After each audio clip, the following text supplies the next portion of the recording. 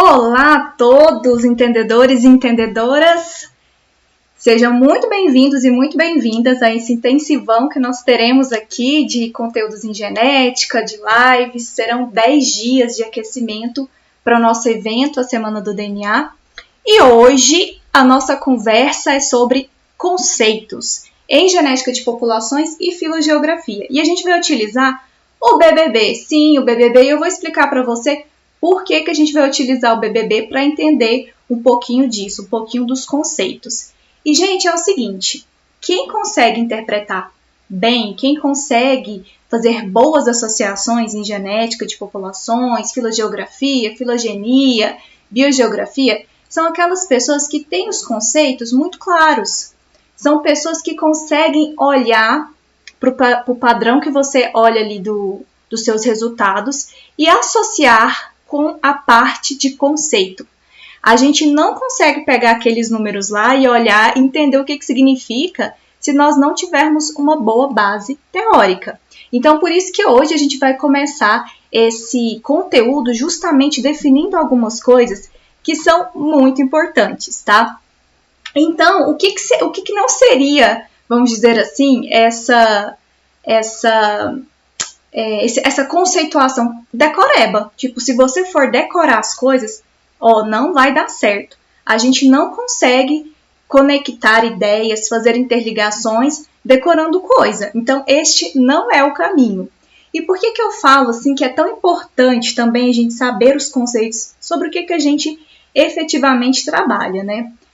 Gente, quando eu estava no meu mestrado, eu estava na minha defesa da minha dissertação, e aí o professor perguntou sobre haplótipos. Ele me fez a seguinte pergunta: o que é um haplótipo?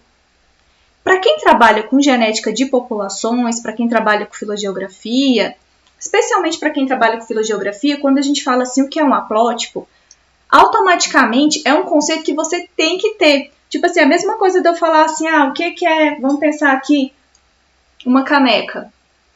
Você consegue pensar na caneca.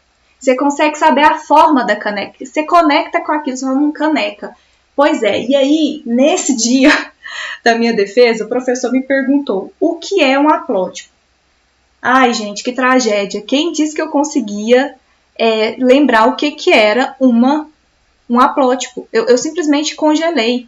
Assim, eu sempre falava de haplótipo, e haplótipo, diversidade de haplótipo, e haplótipo pra cá, e haplótipo pra lá. Mas quem disse que na hora eu lembrei o que era o tal do haplótipo?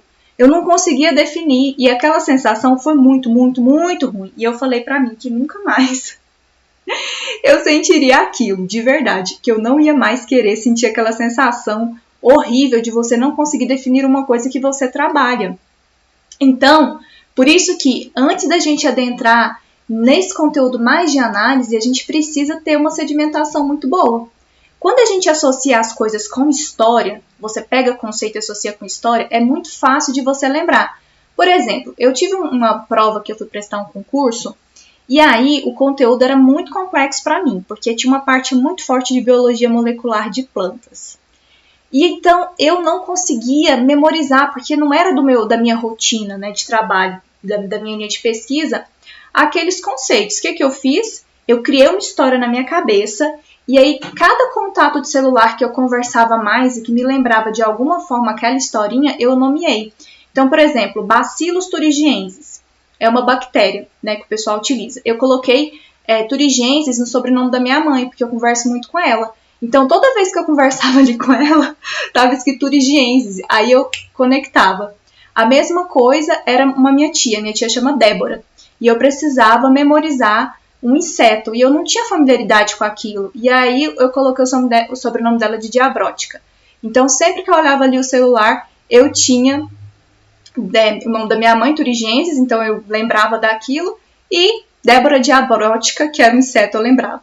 Então, a gente tem que fazer essas associações para as coisas ficarem mais fáceis, de uma forma que a gente lembre. Então, sei lá, vai fazer alguma coisa, pensa numa história que aconteceu, como aquele conceito poderia cair dentro do contexto que você trabalha.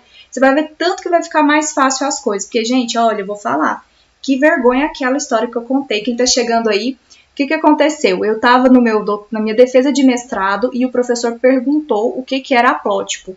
E eu não consegui responder. Gente, que coisa horrorosa, que sensação ruim de soco do estômago. Eu sabia, mas eu não conseguia colocar em palavras. E aí depois daquilo eu falei, não, nunca mais eu vou passar por essa situação. Não, nunca mais não, né, gente? Porque nunca mais é muito tempo. Mas assim, eu coloquei pra mim que eu sempre ia conceituar as coisas. Por isso que aqui eu sempre coloco o que é filogeografia, o que é genética de populações, o que é marcador molecular, para que a gente saiba sobre o que nós estamos trabalhando, sobre o que nós estamos falando. Se eu falo caneta, você vai lembrar o que é uma caneta. Então, quando eu falo haplótipo, você tem que sacar o que é um haplótipo. E a partir disso, você consegue interpretar as suas coisas, né? Resumo da ópera. Eu peguei lá a minha dissertação na época e criei um tópico só de conceitos. E depois disso eu fiquei a louca dos conceitos, porque detalhes importam. E eu não quero que ninguém passe por isso, sabe? Por uma situação de não saber se expressar. E em não sabendo se expressar, você não consegue fazer as suas interpretações de maneira adequada. Porque, no fundo, se eu soubesse mesmo, eu teria respondido para o professor o que era haplótipo, né, gente? Mas vamos que vamos.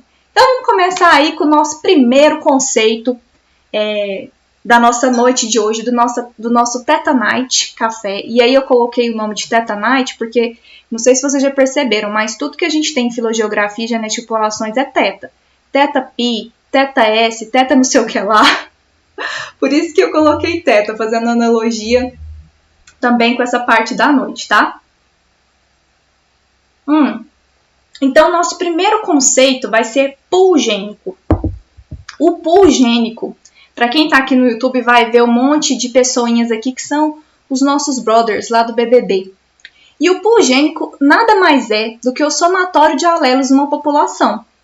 E por que é tão importante entender pool gênico? Porque é a partir dele que você vai estudar, fazer suas coisas. Então, a gente caracteriza uma população pelo pool gênico, pelo pool de alelos. Pool em inglês é piscina, reservatório. Então, quando a gente fala pool gênico, a gente está falando de uma piscina, de um reservatório de alelos que representa a população que você está estudando.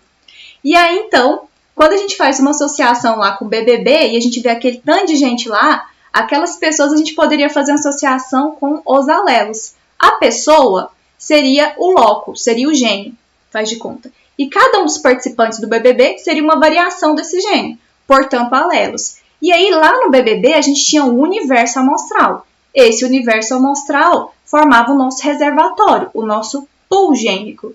Então, quando a gente estuda e caracteriza uma população, nós estamos avaliando o que contém nessa população, as variantes alélicas nessa população. Portanto, estamos falando do pool gênico.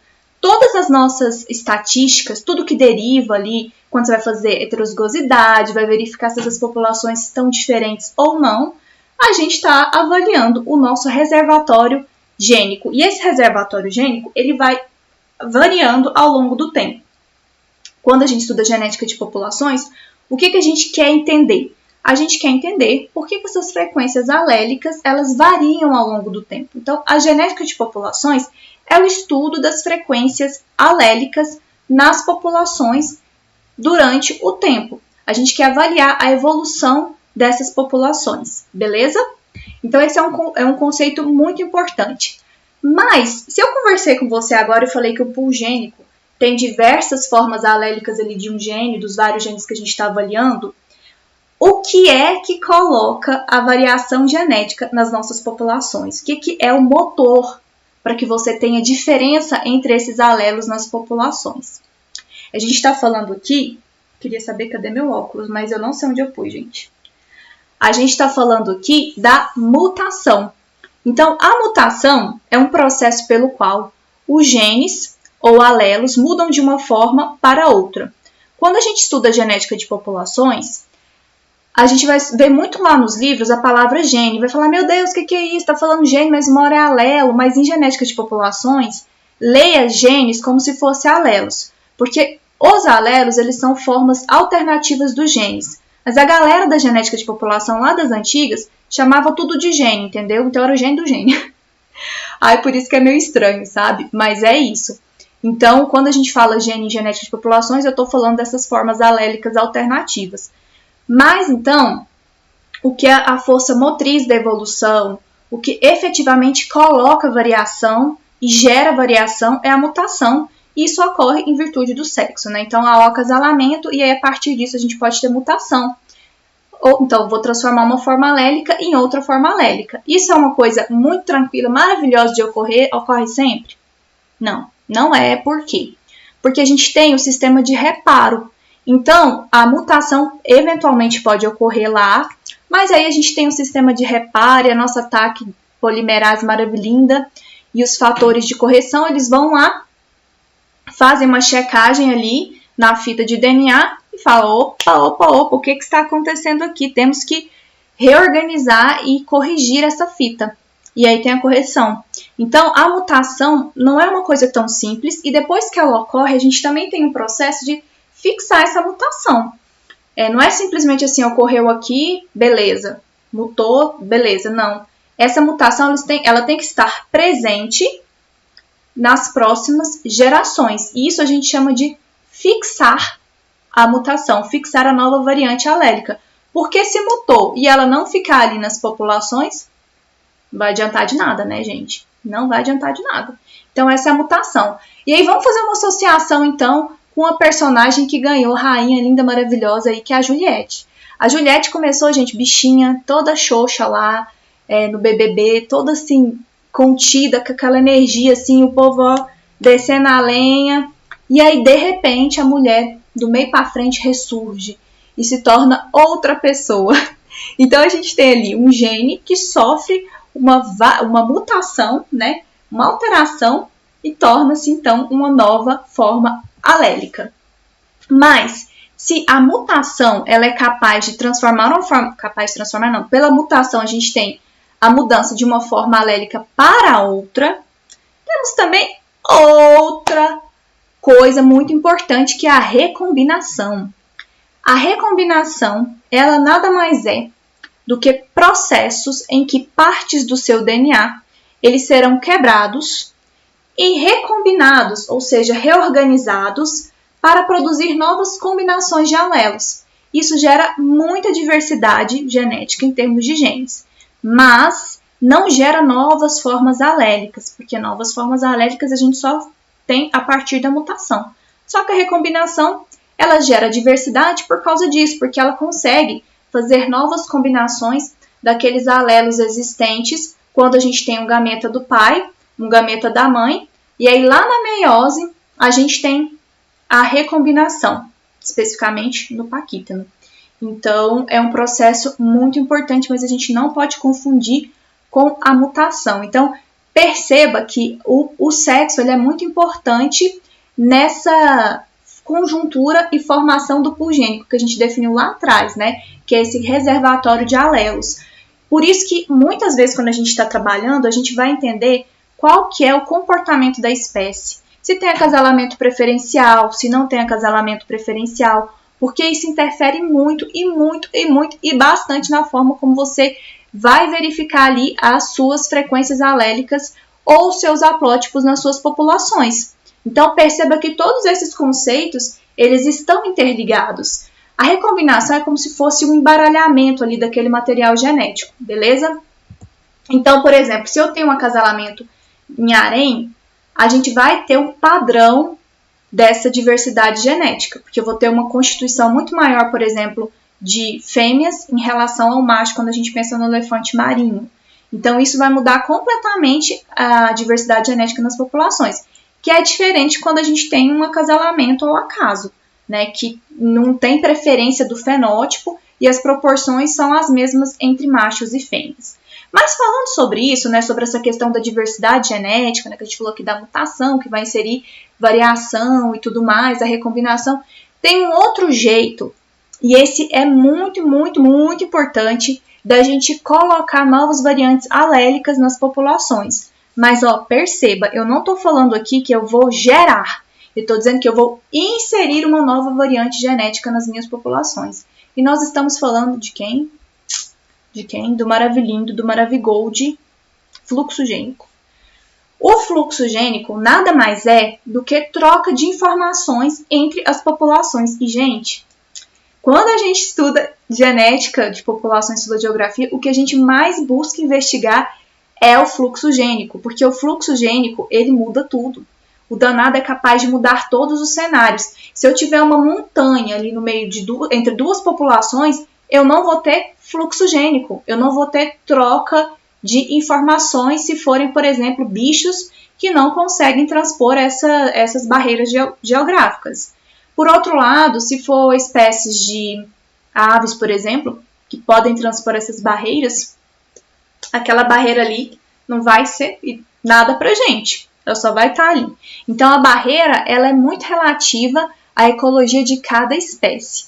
E a gente busca investigar, então, qual que é o padrão de fluxo gênico, qual foi a história que moldou essa troca de informações. Informações aqui são o quê? Os alelos. Então, o que moldou essa troca de informações de alelos entre as nossas populações? Fazendo paralelo, então, com o BBB, para vocês lembrarem sempre do que a gente está falando, lembra? Vamos ancorar numa historinha os conceitos. Lembra quando a Sarah, antes dela virar a casaca lá do G3, né, que tava ela, a Juliette e o Gil. Então, naquela época lá, ela ficava num quarto escutando o pessoal, a Carol Conká, o Projota, um monte de gente falar. E ela ficava lá, tipo a pêssega, né, escutando a informação.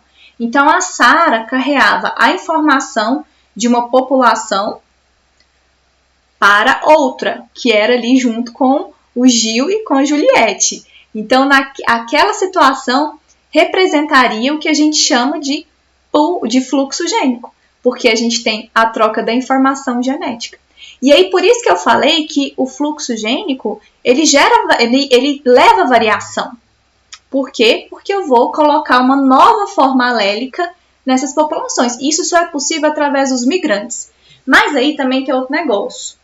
O que acontece? Muita gente confunde migração com fluxo gênico. Você pode ter uma migração, quer dizer, um indivíduo vai de uma população para outra? Pode. Significa que houve fluxo gênico? Não significa. Por quê? Porque tem que ter o cruzamento com esse indivíduo que leva uma nova forma alélica, tem que ter o cruzamento, e tem que gerar descendentes, ou seja, contribuir para o pool gênico da próxima geração. Se você não contribui com o pool gênico da próxima geração, teve migração? Teve, mas beleza. Não ocorreu o fluxo gênico. O fluxo gênico necessariamente é essa troca de informações. Quanto mais fluxo gênico a gente tem, quanto mais fluxo gênico ocorre ali, mais essas populações têm informações muito parecidas entre si. Então, a gente diz que essas populações elas estão geneticamente não diferenciadas. Eu não tenho diferenciação populacional, porque eu olho para uma população, eu olho para outra população, as frequências alélicas elas são praticamente as mesmas, porque a composição entre elas é muito próxima. A mesma coisa quando a gente está trabalhando com filogeografia. Eu vou olhar ali um haplótipo, numa população, que tem uma frequência X, e na outra população ele tem uma frequência X também, e um outro haplótipo também, então é muito próximo. Quando a gente tem essas mesmas variantes, que oscilam um pouquinho a mais, um pouquinho a menos, mas são muito próximas, a gente tem populações que não são diferenciadas, a gente fala isso. Aí qual que é o parâmetro que a gente usa, estatístico, para verificar isso? Chama FST, é um deles, tá? E a gente estima isso a partir da ANOVA. A gente vai ter uma aula com o Arlequim aqui também, eu acho que na semana que vem, só sobre isso, aprendendo a mexer no Arlequim, mostrando como é que a gente vai interpretar, como é que você identifica se uma população ela tá com diferenciação populacional, se ela não tá com diferenciação populacional. Então, basicamente, é você avaliar essa sopa de letrinhas que você tem lá nas suas populações lindas, maravilhosas. Por outro lado, vamos pensar aqui. Lá atrás teve fluxo gênico, beleza, beleza, maravilha, maravilha. Mas agora já não tem mais fluxo gênico. Tipo assim, essas populações não tem mais fluxo gênico, ou seja, não tem migrantes, não tem troca de informações, não tem troca de alelos. Com o passar do tempo, por um acaso, alguns alelos vão se tornando mais frequentes em uma população do que em outra população. E a partir disso, as diferenças vão surgindo, porque essas proporções, essas frequências alélicas, elas vão tornando tão distintas uma da outra que a composição de cada uma dessas populações é diferente. Ó, temos uma pergunta. Sabe de estudos de fluxo gênico e barreiras sociais em humanos? Barreira social? Olha, eu sei, depois qualquer coisa você me manda um inbox de estudos que eu quero muito conversar com vocês sobre isso, que eu amo, que são estudos genético-populacionais em grupos de humanos, tá? E o que acontece? Esses estudos mostram que a gente não tem diferenciação populacional, inclusive entre os humanos, tá? Inclusive, é bem legal de falar que não existe raça do ponto de vista genético em humanos. Vocês que são geneticistas, que são entendedores e entendedoras, corrijam sempre, falam etnias, porque nós temos grupos sociais. Então, pelo que eu estou entendendo aqui a pergunta, seria mais ou menos assim. A gente vê um padrão diferente em relação a essas barreiras sociais do ponto de vista genético? Acho que eu estou entendendo a pergunta, né? Os estudos que a gente tem não mostram isso, tá? Porque o nosso conteúdo genético é tão próximo e as populações humanas praticamente estão em pamixia. É incrível. Então, você vê muito compartilhamento de material genético. É claro que você tem, sim, algumas regiões que são mais caracterizadas com alguns grupos genéticos, mas isso não está relacionado com o fenótipo nem nada. Simplesmente é o grupo genético ali, e não é raça. E há um compartilhamento muito grande. Então, tem muito teste de ancestralidade, que é bem legal, que você consegue identificar qual que é a porcentagem que você tem, por exemplo, de material genético proveniente da Índia, da Ásia, da África, por causa dessa caracterização. Especialmente, eles se baseiam também em DNA mitocondrial, que aí você vai ter uma herança materna, não tem recombinação, então você vê a história cruazinha, é bem interessante. Mas a gente não tem barreira genética, coisa mais linda, alto fluxo gênico, troca de informações genéticas elevadíssimas e um padrão muito belo de diversidade genética. Então, é bom que agora vocês vão ser propagadores disso. Se alguém falar assim, tem raça, não tem raça. Não tem raça humana, tem raça em cachorro, tá? Tem raça em boi, tem raça em gato. A gente tem grupos étnicos, beleza?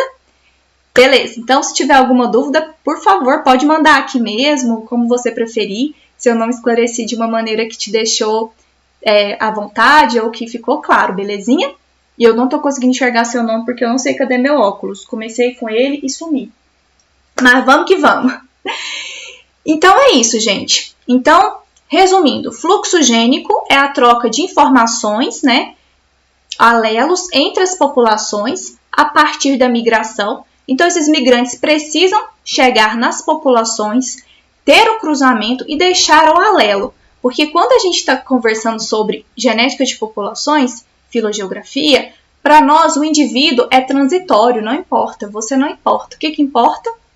O pool gênico. Por isso que nós começamos esta live, esta conversa, falando do pool gênico. Por isso que foi a primeira coisa que eu coloquei aqui como definição.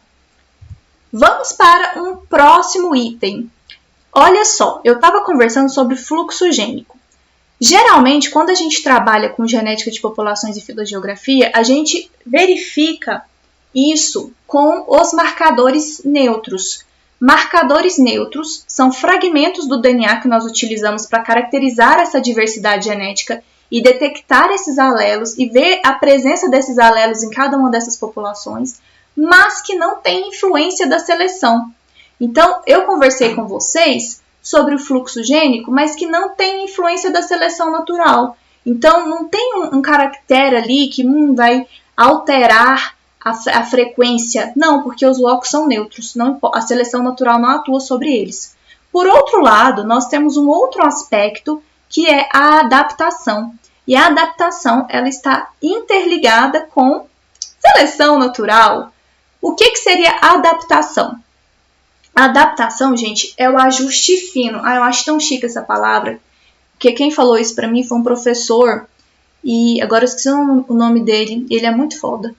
Vou tentar lembrar, mas tudo bem, vamos voltar aqui, porque ele é muito maravilhoso, muito bom mesmo, assim, nessa parte de genética de populações. E, enfim, mas ele falava isso, ó, Ajuste fino, pensa, aquela adaptação, aquela adequação de uma estrutura ou um hábito, e essa estrutura ou hábito tem que ser necessariamente herdável, ou seja, passada de uma geração para a próxima geração, de maneira que esse indivíduo que recebe essa estrutura ajustada de maneira fina, ele tem uma capacidade maior de sobreviver, e não só sobreviver, como também transmitir os seus genes em relação ao ambiente. Então, essa característica fina, ela confere o que nós chamamos de maior fitness. E aí também mais outra dica. Você vai escutar o pessoal falando, nossa, mas eu sou fitness. Meu Deus, eu sou muito fitness, eu tô aqui malhando maravilhoso, comendo pra caramba frango e salada e fazendo exercício, eu sou muito fitness. Aí você, que agora um entendedor ou entendedora, baixa a cabeça e pensa, meu Deus, coitadinho. Explica que essa pessoa não é fitness, tá? Porque fitness é a capacidade de você deixar descendentes férteis. Quanto maior o fitness, mais você está contribuindo para o reservatório gênico, para o pool gênico de uma população. Então isso que é ser fitness. Aí o povo fala que é fit. Eu não entendo o povo falar que é fit, gente, sinceramente. Depois vocês falam aí, vocês concordam comigo ou não. Mas não tem nada de fitness nisso. Porque o fitness é isso. É você reproduzir e deixar descendentes e, portanto, contribuir com o pool gênico de uma população. Então, toda vez que a gente estiver conversando, estudando, você lá com a sua pesquisa, e novamente aqui a gente entra com aquilo que eu disse, né? É importante a gente saber conceitos. Porque quando eu estava falando ali do fluxo gênico, eu estava utilizando os marcadores neutros, né? Se eu estou falando de adaptação, eu preciso trabalhar com marcadores que têm um sinal de seleção. Por quê? Porque são características que, além de serem herdáveis, elas aumentarão a capacidade de sobrevivência e o fitness daqueles indivíduos em relação ao ambiente. Então, o ambiente importa, tá? Por quê? Porque mudou o ambiente, pode ser que aquela característica que era super adaptada, que era finamente ajustada, puf, vai embora, não funciona mais. Beleza? Ah, esqueci de associar com BBB, meu Deus, é verdade. Gente, vocês não estão vendo aqui, mas eu vou deixar depois aqui na descrição da live para o pessoal do Instagram e do Facebook a postagem do BBB. Mas para quem está no YouTube tá vendo, porque eu estou conseguindo transmitir o PDF lá.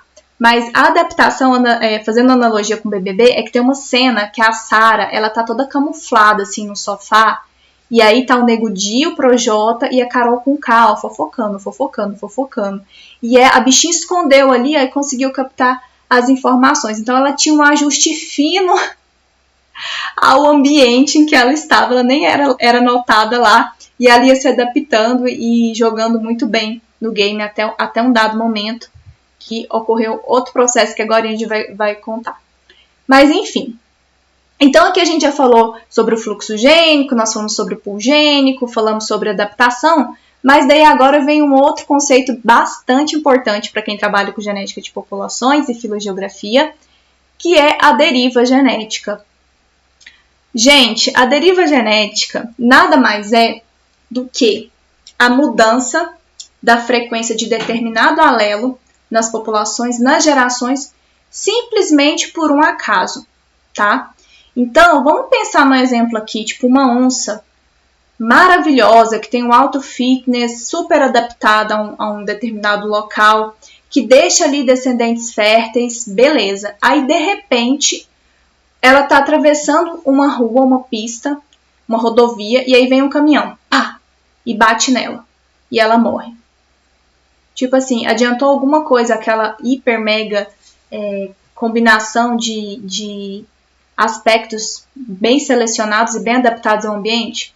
Por um acaso, naquele momento que ela estava passando, os genes dela, que seriam altamente adaptados, foi-se embora, morreu, adeus. Não contribuiu para o pool gênico da próxima geração.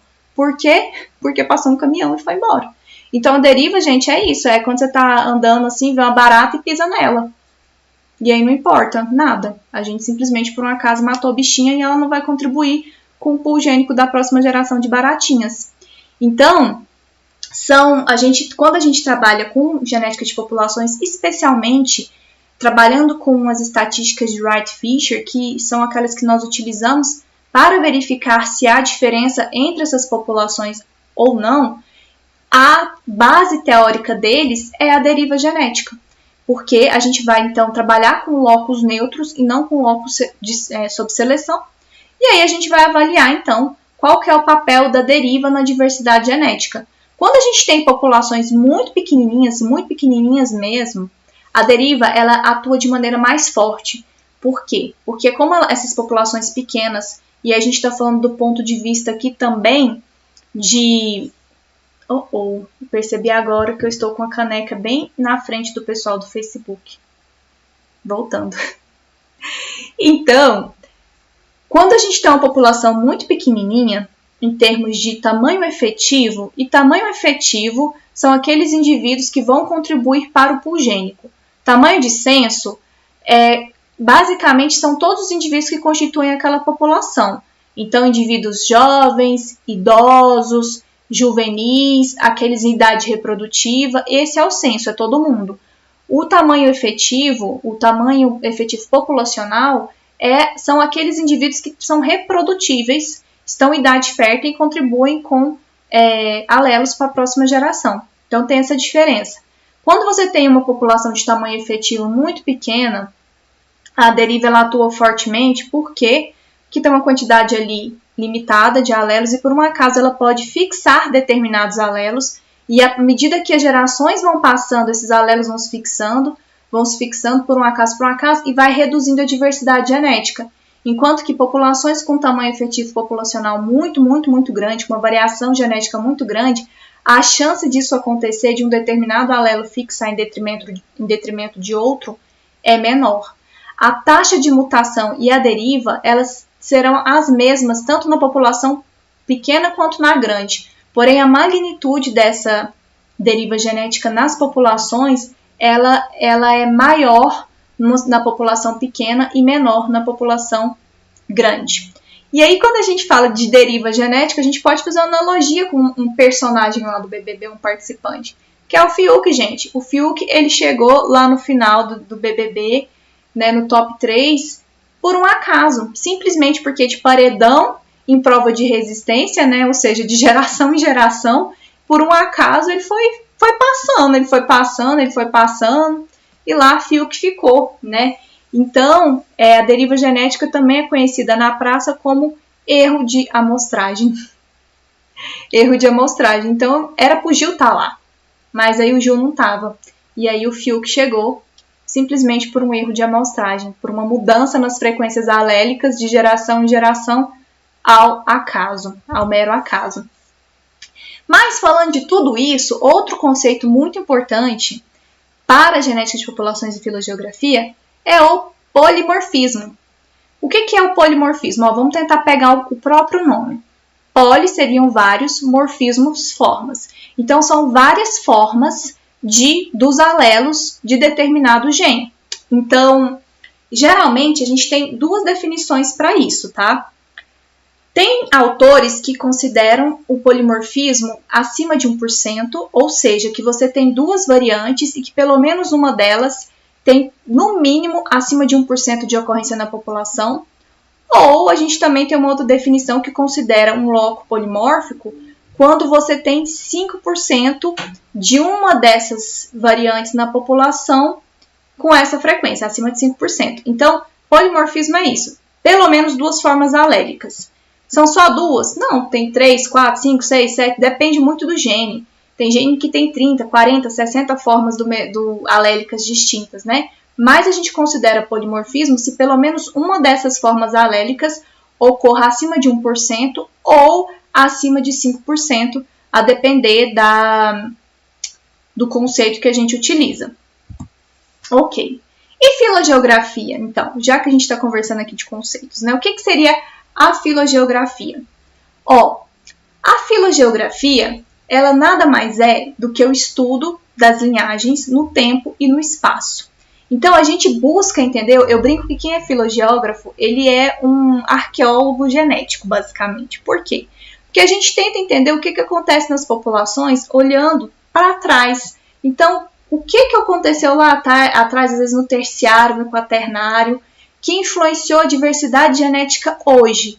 Então, a gente vai avaliar esses processos que ocorreram lá atrás e que, em virtude deles, a gente tem o que a gente observa hoje. Por isso que a gente estuda a genealogia no tempo, considerando o tempo, mas também o espaço geográfico. Porque, por exemplo, se houve ali um soerguimento de uma montanha, especialmente no terciário, era quando a gente tinha muito evento tectônico. Será que eu consigo fazer uma datação? Quando a gente fala datação, é você simplesmente falar, essa linhagem genealógica aqui, ela divergiu, ela separou, ela diferenciou há tantos milhões de anos. Será que essa data, uma vez que ela é coincidente com alguns eventos que nós conhecemos, pode explicar o padrão que eu vejo?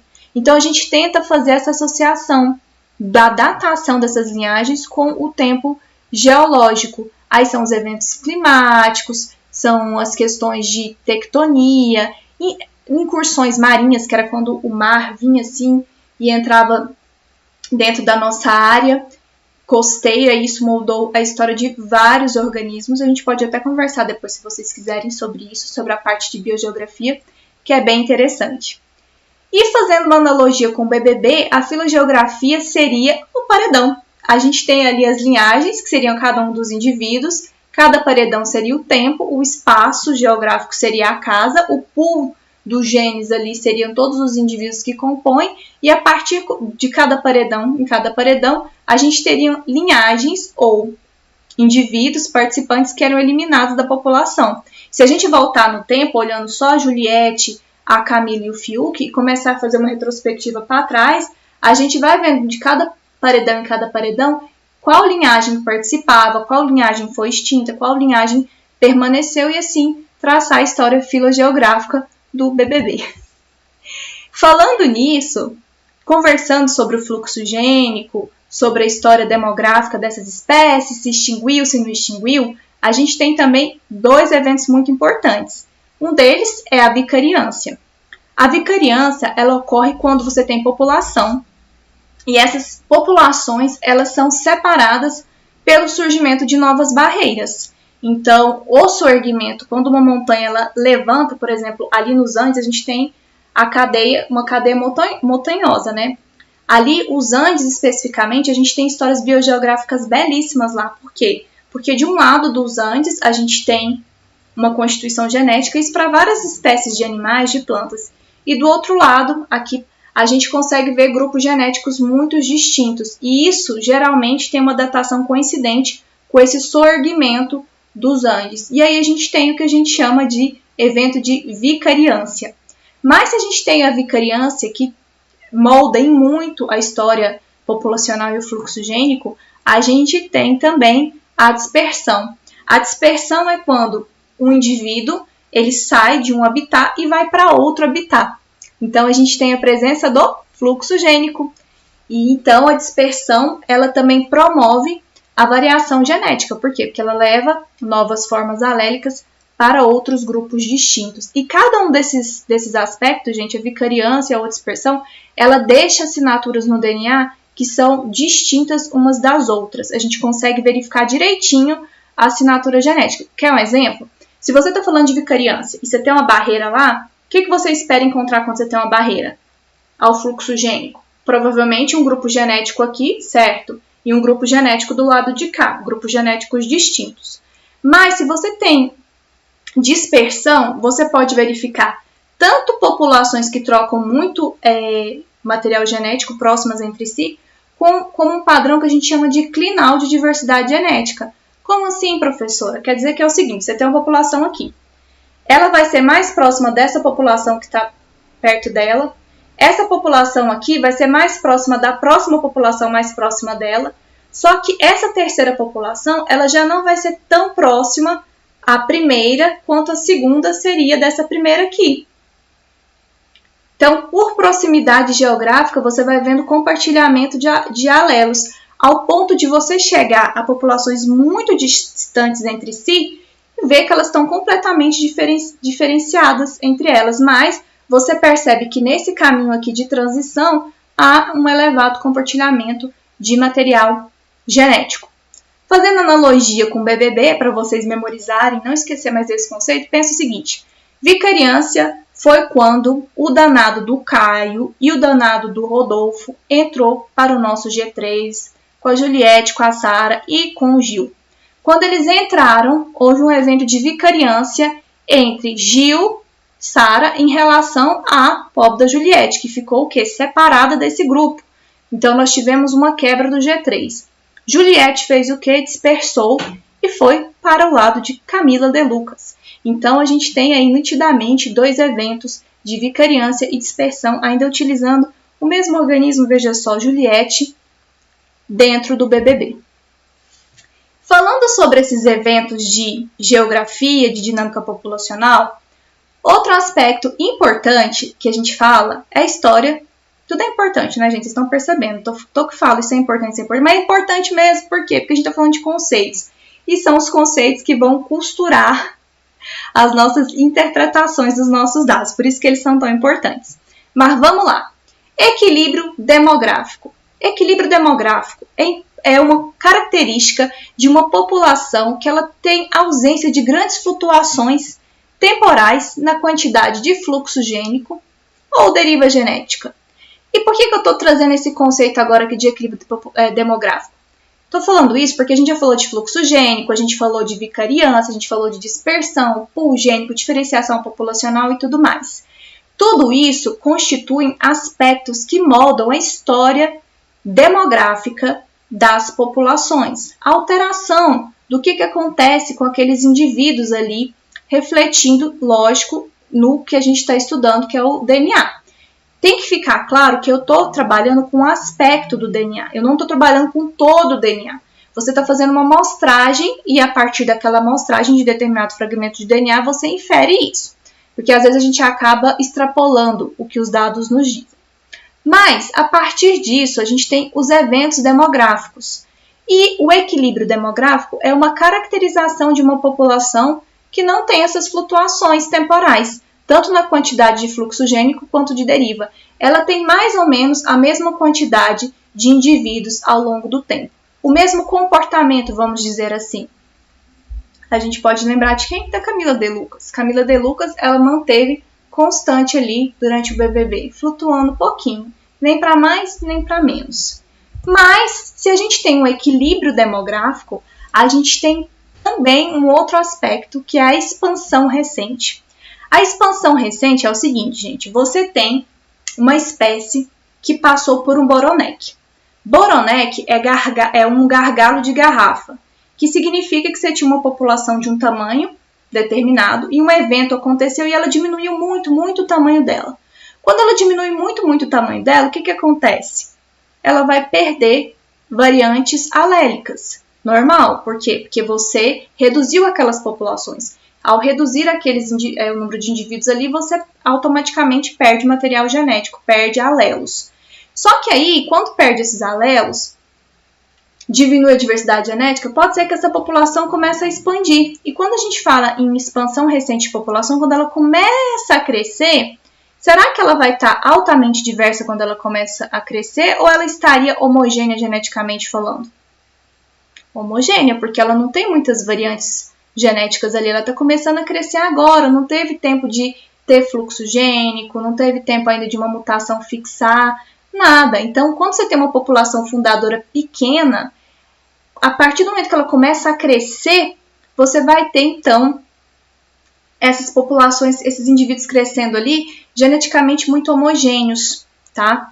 Então, esses DEMs que vão se formando a partir da migração, essas novas populações, elas vão ficando muito próximas geneticamente falando. Vão exibir uma homogeneidade genética, como a gente diz, por muitas gerações, né, em virtude dessa ancestralidade comum. E a gente pode fazer uma analogia desse conceito com a Juliette, que ela era uma população pequenininha lá, só ela sozinha, e aí ela mal sabia que ela estava expandindo, expandiu muito aqui com um monte de seguidores, que a bicha tem mais de 25 milhões, que pensam muito parecido com ela, em tese, né, pelo menos. Então, a gente tem uma homogeneidade ali por muitas gerações, em virtude dessa ancestralidade comum. Por fim, para a gente fechar a nossa conversa de hoje, nesse nosso Teta Night Café, vamos falar sobre sinal filogenético. Quando a gente fala de sinal filogenético, eu estou dizendo simplesmente que é a capacidade de um caráter refletir na história evolutiva de um determinado clado.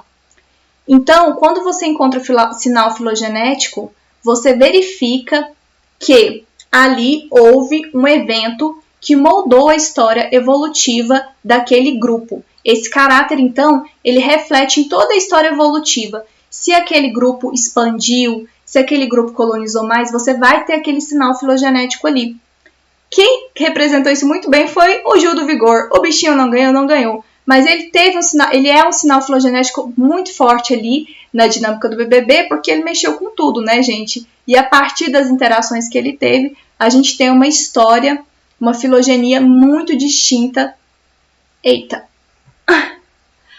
A gente tem uma história muito distinta, história demográfica distinta dentro do BBB por causa do Gil do Vigor, né? Que é o nosso sinal filogenético. Galera, é isso. Se você tiver alguma dúvida, coloca nos comentários, eu vou deixar essa live salva. Muito obrigada por você que esteve aqui conosco. Amanhã tem mais. Amanhã a gente vai conversar sobre não simplesmente ansiedade na pandemia, mas quais são as estratégias que a gente pode fazer para conseguir... eu não vou usar a palavra ser produtivo, tá? Mas conseguir andar apesar de... e conseguir gerar os nossos dados, interpretar as nossas coisas, mesmo diante de tudo isso. Então, amanhã vai ser às 8h30 aqui novamente. Peraí, que tem gente aqui. Tem alelos deletérios aí? Tem alelos deletérios. Se a gente for parar para pensar, o que são os alelos deletérios, né? Ou carga genética, são aqueles alelos que geralmente estão em homozigose, e eles passam meio que, digamos assim, despercebidos nas populações, porque geralmente estão em heterozigose, com algum alelo que compensa isso. Mas quando eles entram em recessividade, né, os dois alelos recessivos que trazem essa característica indesejável, a gente tem no indivíduo o conjunto de todos esses alelos deletérios chamados de carga genética. Carga genética seria quem? Felizmente, gente, sem querer julgar, mas o comportamento aqui de Carol com K, Nego Di, bem ali no início do programa, e da Lumena também. Então, esses personagens representariam a nossa carga genética, né? Então, é isso. Novamente aqui, muito obrigada pela participação de vocês. Compartilhe esse vídeo se efetivamente for ajudar alguém, contribua também com o crescimento do canal. E é isso. Até breve!